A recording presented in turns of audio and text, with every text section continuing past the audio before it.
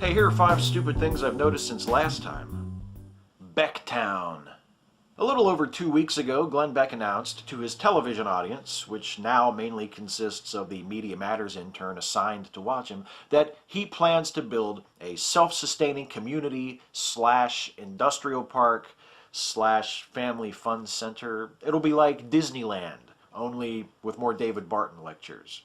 And you can live there if you want, and invent things, or plant crops, or produce films, or develop a metal alloy that's stronger than steel, that makes all the other steel manufacturers crazy jealous and refuse to share the formula because this is America, god damn it. Anyway, it's called Independence USA because I guess there aren't enough fucking towns in this country named Independence. I mean, why didn't he just name it Springfield, for Christ's sake? And don't look for it on a map because you won't find it, because for now, and almost certainly forever, it exists only in the imagination of Glenn Beck. Like his version of President Obama. Republican plan for victory in 2016, rig the Electoral College. In the 2 months since the re-election of President Barack Obama, the Republican Party has done some serious soul-searching. And now it seems that they've finally come to terms with their defeat, and they're looking to make changes to ensure that it doesn't happen next time. Changes to the American electoral system, not changes to the Republican Party. Did you really think that's what I was going to say? Oh, no, fuck no. Republican legislators in key swing states, including Virginia and Florida, are considering replacing their state's winner-take-all system of awarding electoral votes during the presidential election with a proportional system that will award electoral votes according to congressional district. Now, the plan is very controversial, even within the party. For instance, the Speaker of Florida's House of Representatives has come out strongly against it, saying that he wishes his party would just get better at the game rather than trying to change the rules to its own advantage. So young and innocent. He'll learn. New Zealand lobbyist warns gay marriage will increase crime.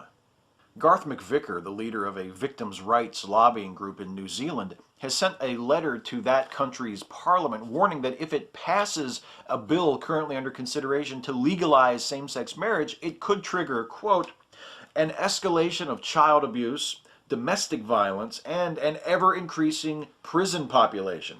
Now, Sensible Sentencing Trust, which is the group that McVicker heads, has already disavowed his letter, and Kevin Haig, a member of Parliament sitting on the committee which received McVicker's letter, had this to say, quote, I suspect that underlying this submission is a prejudice against gay people. If you break the argument down, it is manifestly nonsensical. So, sounds sensible enough to me, and hopefully New Zealand will legalize same-sex marriage at some point this year. That'll be one injustice corrected. But listen up, Haig. Correcting one injustice will do nothing to erase the harm that you have already done. You know exactly what I'm talking about. Peter Jackson shooting a film in 48 frames per second. He did it right under your nose, and you let it happen! NRA misses the point of proposed gun laws. Last week, NRA CEO and ASS HOLE Wayne LaPierre responded to President Obama's proposed new gun control legislation by complaining about how much paperwork it would require prospective gun owners to fill out. I swear to Christ, that's actually what he said.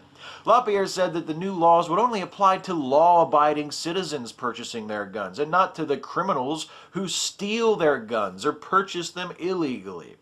Of course, most stolen guns are stolen from law-abiding citizens who purchased them legally, and requiring all legal gun purchases to be registered in a federal database would make it a lot easier to trace stolen guns that are used in crimes, but, you're right, Wayne, fuck it. The paperwork, man. It's just not worth it.